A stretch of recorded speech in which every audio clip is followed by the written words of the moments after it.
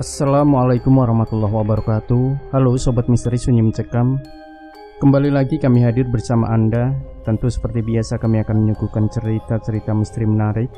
Dan kali ini kami sudah menyiapkan sebuah kisah misteri yang berjudul Pangeran Ular yang terlahir dari rahim manusia.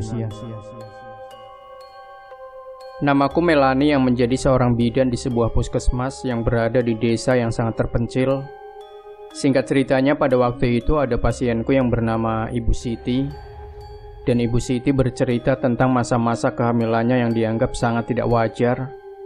Di awal kehamilannya, Ibu Siti seringkali bermimpi yang aneh-aneh dan menyeramkan. Selama berumah tangga, Ibu Siti dan suami bercerita tidak pernah mengenal yang namanya pesugihan dan hal-hal mistis lainnya. Saat kehamilan memasuki 2 bulan, Ibu Siti bermimpi melihat sosok perempuan yang sangat cantik, berbadan manusia dan berekor ular, lengkap dengan mahkota di kepalanya. Perempuan setengah manusia setengah ular yang Ibu Siti lihat itu ternyata adalah Ratu Ular dari kerajaan gaib. Dalam tidurnya, Ratu Ular berpesan kepada Ibu Siti, "Titip anakku," ucap sang Ratu Ular. Ibu Siti langsung terbangun dari tidurnya dengan nafas terengah-engah, juga keringat yang bercucuran deras. Saat itu Ibu Siti merasa seolah-olah ada seekor ular yang baru saja merayap di kakinya. Kemudian waktu itu Ibu Siti melihat apa yang dirasakan, ternyata di kakinya tidak ada apa-apa. "Mungkin perasaanku saja," ucap Ibu Siti saat itu. Dan kemudian kehamilannya memasuki 4 bulan. Ibu Siti setiap harinya merasa selalu diikuti oleh sesosok anak kecil yang bertubuh merah dan bertelinga panjang. Kehamilan memasuki 5 bulan, Ibu Siti mengalami pendarahan yang sangat hebat. Awalnya Ibu Siti anggap hanya buang air kecil. Setelah dia lihat, ternyata darah kental yang keluar. Saat itu juga Ibu Siti langsung panik dan berteriak-teriak memanggil suaminya, lalu pingsan seketika dan tidak sadarkan diri. Suami Ibu Siti pun bergegas membawa Ibu Siti pergi ke puskesmas, tempatku yang biasa bertugas. Di dalam ketidaksadarannya itu, Ibu Siti ditemui kembali oleh Ratu Ular. Ratu Ular mengingatkan kembali pesannya kepada Ibu Siti. "Kamu jangan khawatir Ibu Siti, anakku akan segera lahir, kamu akan baik-baik saja. Jagalah baik-baik anakku. Biar aku sendiri yang akan melenyapkan gangguan-gangguan gaib yang selama ini menimpamu." Tidak lama kemudian, Ibu Siti sadarkan diri dan merasa terkejut. Kenapa tiba-tiba dirinya sudah berada di puskesmas? Setelah aku tangani dan aku beri obat, Ibu Siti dan suaminya segera pulang. Waktu masa kehamilan Ibu Siti sudah memasuki 9 bulan 10 hari. Tidak ada satupun tanda-tanda bahwa Ibu Siti akan melahirkan. Setelah beberapa hari kemudian, Ibu Siti datang kembali ke puskesmas, lalu segera menemuiku. Dan secepatnya aku periksa keadaan kandungan Ibu Siti. Waktu aku periksa, aku merasa ada kejanggalan di dalam kandungannya Ibu Siti.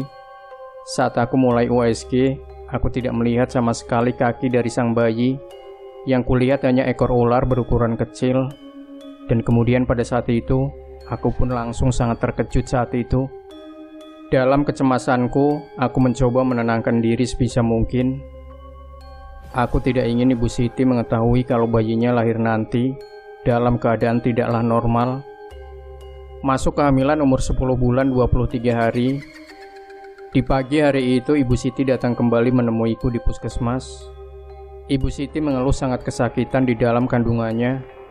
Aku pun sangat bingung, kenapa Ibu Siti belum juga melahirkan. Sedangkan usia kandungan Ibu Siti sudah seharusnya melahirkan, pikirku. Ibu Siti pun terus mulas-mulas kesakitan di perutnya.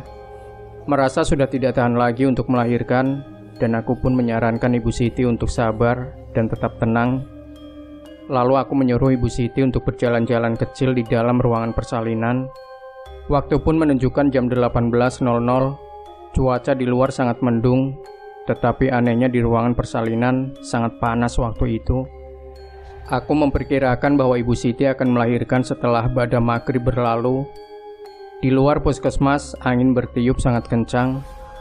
Hewan-hewan yang berada di seputaran puskesmas berisik sekali. Suara tikus-tikus di plafon pun mulai gaduh.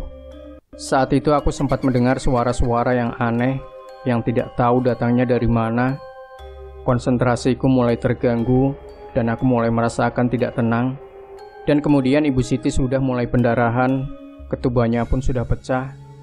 Berarti tanda-tanda Ibu Siti akan segera melahirkan, pikirku. Di dalam kesibukanku menangani Ibu Siti, tanpa disengaja kedua mataku melihat sosok perempuan setengah manusia setengah ular di sudut ruang persalinan. Dan pada saat itu aku langsung teringat apa yang pernah diceritakan Ibu Siti kepada aku waktu itu. Kalau Ibu Siti bercerita pernah didatangi perempuan berwujud manusia berekor ular, dan kemudian aku beranikan diri untuk melirik perempuan setengah manusia setengah ular itu.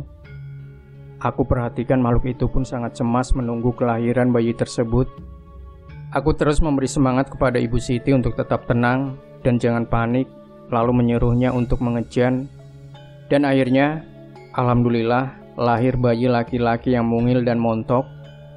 Tetapi yang membuatku heran, kenapa bayi ini tidak menangis seperti bayi-bayi yang lain, pikirku. Setelah aku gendong dan aku amati, terdengar suara mendesis yang sangat panjang.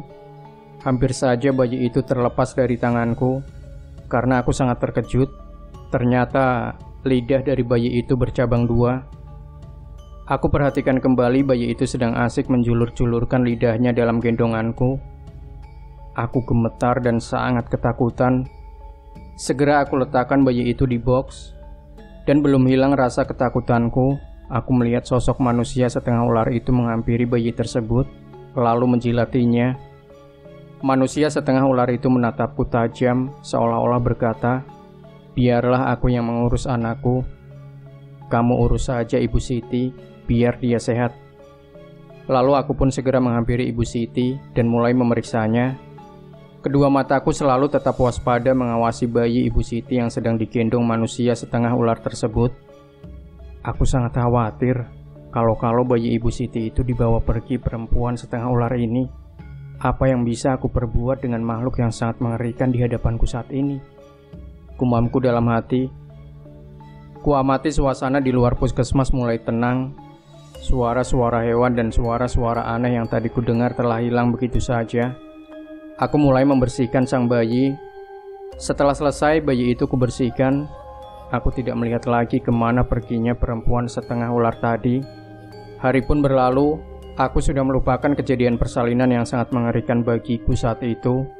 Dan di lain waktu aku sibuk melanjutkan kembali pendidikanku.